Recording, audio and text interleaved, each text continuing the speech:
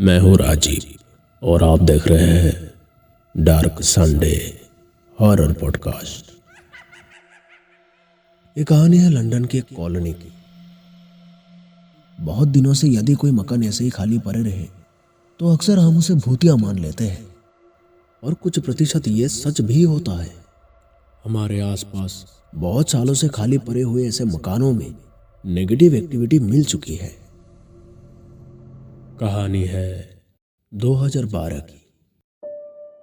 बहुत सालों से खाली पड़ी हुई उस कॉलोनी के एक मकान में रॉबिन अपने फैमिली को लेकर हाल ही में ही शिफ्ट हुआ था।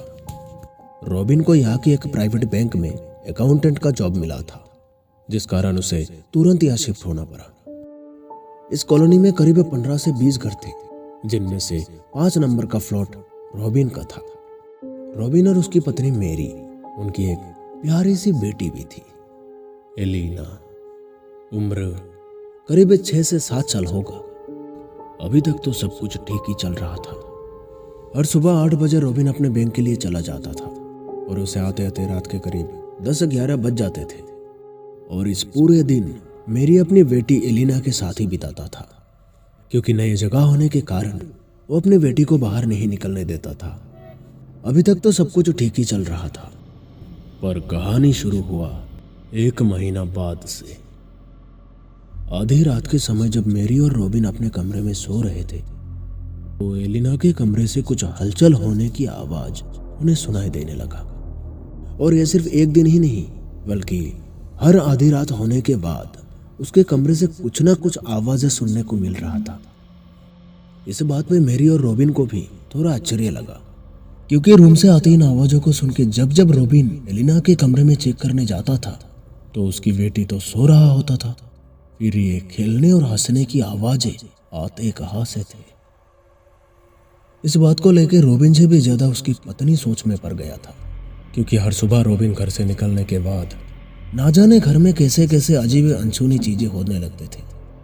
पर ये सब बातें मेरी रॉबिन को बताने पर भी वो उतना इम्पोर्टेंट नहीं देता था। उसका सोचना था कि शायद नए जगह होने के कारण ये सब हो रहा है। 2-3 महीना जाने पर जब एडजस्ट हो जाएगा तो सब ठीक हो जाएगा। फिर एक दिन अचानक घर से रॉबिन को फोन आया कि उसकी बेटी एलिना काफी समय से घर पे दिख नहीं रहा। रॉबिन ज्यादा देर ना करते हुए वो तुरंत घर पहुंचा।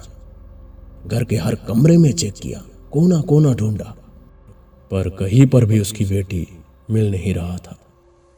दोनों ही बड़े टेंशन में पड़ गए थे। रॉबिन तो गुस्से में मेरी के ऊपर ही चिल्लाने लगा कि तभी उनके कमरे की डोरबेल बजा। रॉबिन दरवाजा खोला तो बाहर उनकी बेटी एलिना खड़ा था। पैर से लेके माथे तक उसका पूरा शरीर कीचड़ से लुटपुट हो चुके थे। रॉबिन की पूछने पर वो बताई कि वो अपने एक नए दोस्त के साथ पीछे की गार्डन में खेल रहे थे। मेरी अपनी बेटी के हाथ पकड़कर सीधा करके अंदर ले गया और उसे डांटते हुए कहा कि आइंदा अगर मुझे बिना बताए तुम बाहर गए तो तुम्हें खाना नहीं मिलेगा और पूरा दिन घर में कैद करके रखूंगा। एक माँ की जगह पर शायद वो ठीक था, पर बच्चे की शरारत करने का उम्र यही है जो एलिना की है। तो रॉबिन उस तरफ से बोलने लगा, तुम्हें तो इसे ध्यान रखना चाहिए, बच्चे घर में है या नहीं है, ये देखने की जिम्मेदारी एक माँ की ही होती है। मैं अपने काम छोड़ के रोज तो ऐसे नहीं आ सकता ना, आगे से थोड़ा ध्यान रहे। इतना बता के रॉबिन अपने बैंक के लिए निकल गया। ऐसे ही बीत रहा था उनके दिन। जैसे तैसे करके 1 महीना गुजर गया। फिर एक रात एक नई चीज उनके सामने उभर के आई। उस रात करीब 12 बज रहे थे। घड़ी की टिक टिक आवाज साफ सुनाई दे रहे थे। पूरे कॉलोनी के लोग नींद के आगोश में थे। रॉबिन और मेरी भी गहरे नींद में जा चुके थे। उसी समय सामने की उस कमरे से उनकी बेटी एलिना की जोर जोर से हंसने की आवाज उनके कानों में आने लगा। ऐसा लग रहा था कि जैसे वो किसी से बातें करते करते हंस रहे हैं। ये सुन के रॉबिन और मेरी दरवाजा खोल के तुरंत उठ के गया और जाके देखा एलिना अपने बिस्तर पे खिलौनों के साथ बैठी है। जब रॉबिन उसे पूछा कि बेटी तुम क्या कर रही हो, इतने रात गए अभी तक तुम सोई नहीं? तो कहने लगी कि वो अपने एक नए दोस्त के साथ खेल रही है। जो बात उन दोनों को अजीब लगा, रॉबिन बोलने लगा, दिन प्रतिदिन इस बच्ची की शरारत बढ़ती ही जा रही है। चलो उठो, आज से तुम हमारे साथ ही सोना। पर एलिना उनके साथ जाने में साफ इनकार कर रहा था। मैरी और रॉबिन उसके दोनों हाथों को पकड़ते हुए सीधा अपने कमरे में ले गया। एलिना बार बार मना कर रही थी, रो भी रही थी और जाते समय तो अपने बिस्तर की तरफ ऐसे ही देख रही थी जैसे कि मानो बहुत कीमती चीज वो छोड़ के जा रही है। मैरी उस कमरे को बंद करते हुए अपने बेटी को ले जाके उन दोनों के साथ में ही सुलाया। समय के अनुसार जितना दिन बीत रहा था, एलिना भी धीरे धीरे मायूस रहने लगा। ना ठीक से खाता था, ना अपने मम्मी पापा से ठीक से बात करता था। एक अजीब सी अकेलापन और रूठा रूठा स्वभाव में रहने लगा था। उसे पूछने पर बार बार एक ही बात बता रहा था कि उसे उस कमरे में जाना है और उसके दोस्त के साथ खेलना है। जब तक उसे उस कमरे में जाने नहीं देगा, वो ना तो खाना खाएगा, ना किसी से बात करेगा। रॉबिन को तो एक बात ही समझ नहीं आ रहा था, क्योंकि ना वहाँ आसपास कोई बच्ची थी और थे भी तो उसे अभी तक देखा नहीं। तो फिर ये नए दोस्त है कौन? तो रॉबिन अपने प्रश्न की बुनियाद लेके एलिना की उस नए दोस्त को ढूंढते हुए उस कॉलोनी की ओर गया। वहाँ के कुछ लोगों को पूछने के बाद एक ऐसी बात पता चला जिससे रॉबिन की होश ही उड़ गया। वो कॉलोनी के लोगों से बातचीत कर ही रहे थे कि उसी समय उसके मकान से उसकी पत्नी की चीख सुनाई दी, जो सुन के वो तुरंत अपने मकान पे पहुंचा और वहां जाके देखा उसकी पत्नी तो ठीक ही थी, और उसकी बेटी एलिना हवा में लटके हुए थे। जो नजारा आंखों के सामने देख रॉबिन को यकीन नहीं हो रहा था। अपनी बेटी की इस हालत देख उसकी पत्नी जोर जोर से चीखने लगी, जो सुन के पूरा कॉलोनी के लोग वहां मौजूद हो चुके थे। देख के तो साफ पता चल रहा था कि उसकी बेटी के शरीर को किसी दुष्ट आत्मा ने कब्जे में कर रखा था। एलिना की आंखें पूरे लाल हो चुके थे, पूरे शरीर में काले काले धब्बे पड़ गए थे।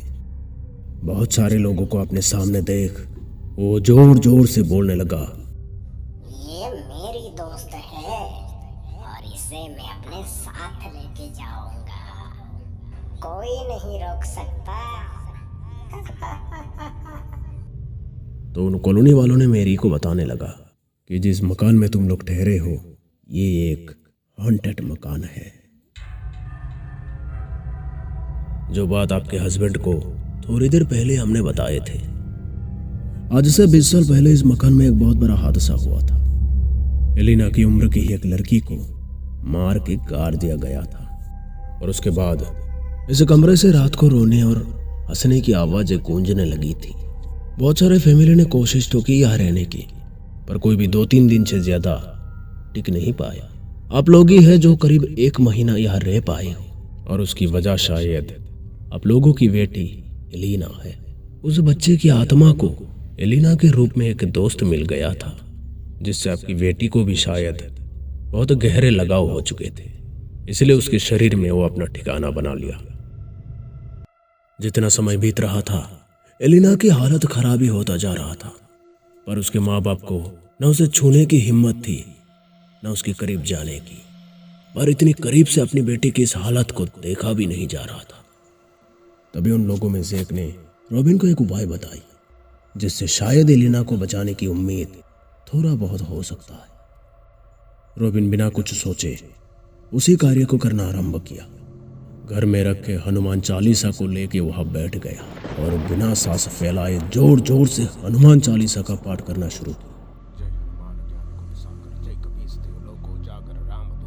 इस तरफ एलिना के शरीर में रहे वो आत्मा छटपटाने लगा। 15 से 20 मिनट चालीसा पाठ करने पर धीरे धीरे वो आत्मा उसकी बेटी के शरीर को छोड़ के निकल गया।